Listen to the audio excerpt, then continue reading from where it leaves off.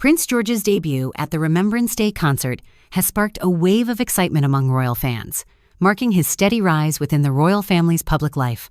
The 2-year-old prince, attending alongside his mother, Princess Catherine, King Charles, and Queen Camilla, stepped confidently into his growing role as a young royal in training. With Prince William away on official duties in Brazil for the Earthshot Prize, George stood proudly by his mother's side, representing the Wales family with poise beyond his years. This time, the 2-year-old royal delightful appearance quickly sparked a frenzy among royal fans, who couldn't stop themselves from gushing over him. Noting his striking resemblance to his 3-year-old father, followers of the royal family expressed their praise for the young royal online. In the comments of an Instagram post featuring the 2-year-old prince's photos, one of the fans wrote, "The Princess of Wales looks lovely as always, and it's wonderful to see her escorted by Prince George. I remember when he attended the VE Day Tea Party and spoke with veterans about their wartime experiences and expressed his interest and respect. Lovely to see Prince George so debonair. He can represent his dad now. Wait, when did that happen?" While another gushed, "Every time I see him, I'm shocked at how much taller he gets. He's close to being as tall as Princess Catherine, and she's wearing heels, so he may be as tall she is right now. He looks a lot like his great-great-grandfather." At 12 years old, HRH Prince George is doing very well learning how to meet and greet. His father, HRH Prince William, must be watching, so proud of his wife and son.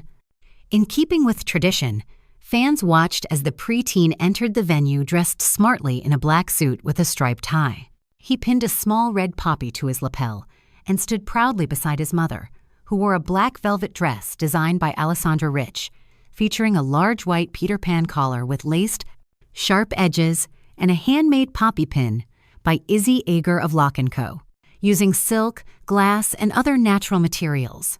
Since turning 12, the prince's parents have started increasing his public-facing duties as they prepare him for his future destiny.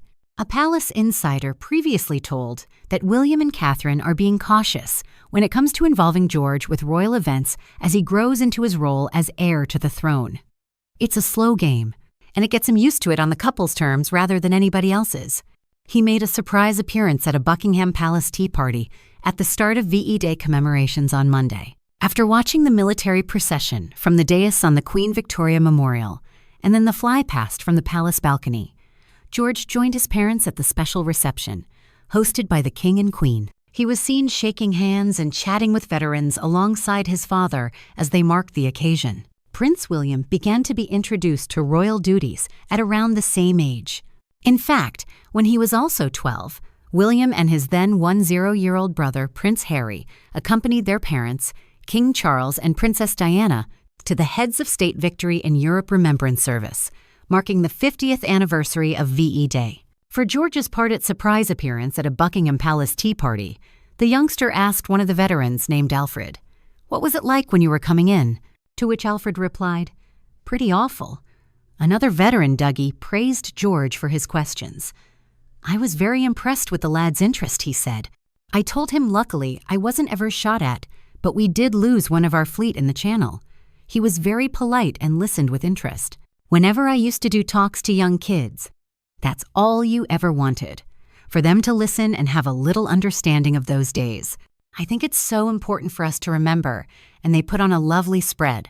At the event, held in London's Hyde Park, William and the royal family sat front and center on stage, squinting in the spring sunshine.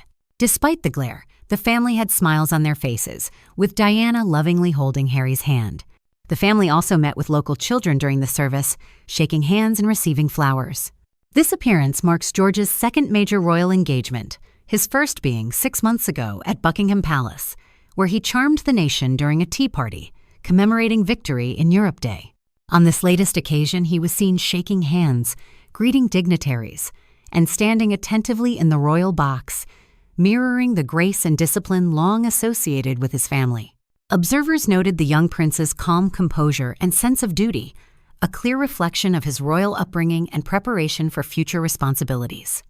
His growing involvement in national moments not only signals a new generation stepping forward, but also cements his place in the hearts of the public as the monarchy's promising heir in waiting. Remembrance Sunday, Honoring soldiers from Britain and the Commonwealth who have died in combat is held annually at the Cenotaph War Memorial in London. After the King and Queen laid their personalized wreaths, which included signature colors and tributes to their predecessors, William laid his own wreath. William's wreath was the same that King Charles laid when he was Prince of Wales. It features the Prince of Wales' feathers and a ribbon in Welsh red. Remembrance is very personal for the royal family, as a way to show their gratitude for the loss of life basically occurring in their name, certainly in the name of the sovereign as the head of state. The king led the 2-minute silence at the Cenotaph in Whitehall at 11 a.m., after which he laid a wreath at the War Memorial. The design of his wreath paid tribute to the wreath of his grandfather, King George VI, and his mother, Queen Elizabeth II. The wreath's poppies were mounted on an arrangement of black leaves, as is traditional for the sovereign, and its ribbon bore the king's racing colors, scarlet, purple, and gold. The royal racing colors were also incorporated into the wreaths of King George V, King George VI, and Queen Elizabeth II.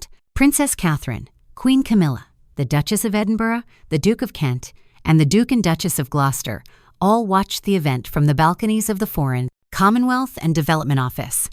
The royals appeared somber and emotional, with Sophie seen wiping away a tear at one point. Some 10,000 armed forces veterans took part in the annual Royal British Legion's March Past, including D-Day veterans, who were among the 22nd World War veterans, marking 80 years since the conflict ended in 1945. Others who participated in the March Past included bereaved children and military cadets. The ceremony is always incredibly moving, and it was particularly touching how the crowd applauded members of the armed forces and veterans as they lined up before the March Past.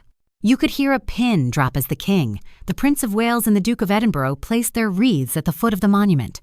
Meanwhile, the Queen, the Princess of Wales, the Duchess of Edinburgh, the Duke of Kent, and the Duke and Duchess of Gloucester watched the service from the FCDO building, with Camilla and Catherine seen deep in conversation at one point and exchanging smiles.